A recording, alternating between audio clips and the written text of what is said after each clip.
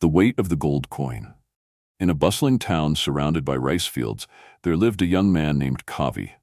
He worked tirelessly at a market stall, selling fruits under the scorching sun. Yet, no matter how much he earned, it was never enough. His debts grew heavier each month, and the dream of living without worry seemed unreachable. One evening, as the weight of his struggles bore down on him, Kavi wandered aimlessly into the hills. He had heard of a wise monk, Master Arun, who lived in a secluded temple at the top of the mountain. Desperate for answers, Kavi decided to seek his guidance. When Kavi arrived at the temple, Master Arun was sweeping fallen leaves in the courtyard. The monk looked up and greeted him with a serene smile. "Welcome, traveler. What brings you here?" asked Master Arun. Kavi bowed deeply. "Master, I am drowning in my struggles. No matter how hard I work, I cannot escape my financial burdens. I feel trapped, and I fear I will never find peace." Master Arun studied the young man's face for a moment. Then, he gestured for Kavi to follow him inside the temple. The monk led him to a quiet room where a single gold coin sat on a low wooden table. "Do you see this coin?" asked Master Arun. "Yes," Kavi replied, confused. The monk nodded. "Before we speak of your struggles, I have a task for you. Take this coin to the village at the foot of the mountain, trade it for something valuable, and bring it back to me." Kavi hesitated but agreed. He hurried down the mountain, eager to complete the task. When he arrived at the village, he stopped at a merchant's shop. "This is a fine gold coin," said Kavi, showing it to the merchant. "What can I trade it for?" The merchant examined the coin carefully.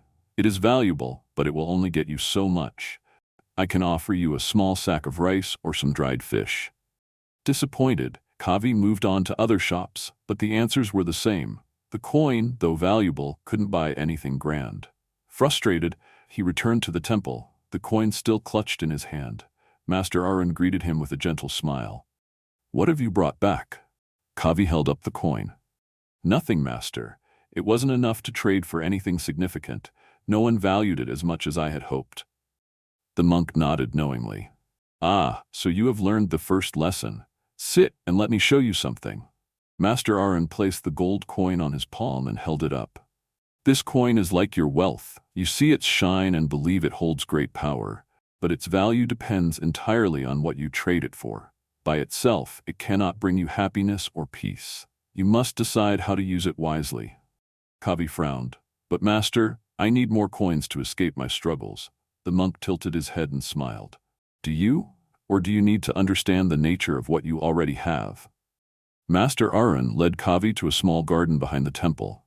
In the center was a clear pond, its surface reflecting the moonlight. "Look into the water," the monk instructed. Kavi obeyed and saw his reflection staring back at him. "What do you see?" asked the monk. "Myself," replied Kavi. "And what lies beneath the surface?" "Water." The monk nodded. "The surface is your wealth, the things you chase and worry over. But beneath it lies something deeper, your true self, your character, your purpose. If you focus only on the surface, you miss the depths. Tell me, Kavi, have you thought about what brings meaning to your life beyond money?" Kavi was silent for a long time. He had spent so much time consumed by his financial worries that he had forgotten the simple joys of his life. His laughter with friends, the warmth of helping others, the beauty of the sunrise over the fields. I've forgotten," Kavi admitted, his voice trembling. Master Arun placed a hand on his shoulder. "Wealth can ease some struggles, but it will never define your worth. The meaning of life is not in what you possess, but in how you live. Use what you have, be it gold, time, or energy, to create connections, share kindness, and grow yourself. That is where you will find true wealth." When Kavi returned to the town, he no longer carried the gold coin physically, but its lesson remained with him, etched in his mind. He began to approach his work differently, focusing not on what he lacked, but on how he could use his skills and resources to bring value to others. Slowly, his relationships improved, and so did his business. Kavi found that when he focused on service and kindness, the rewards he sought followed naturally. Years later, when Kavi had finally freed himself from his financial burdens, he realized he no longer felt the weight of his struggles. He no longer measured his worth by his possessions, but by the connections he had built and the way he had used his life to enrich the lives of others.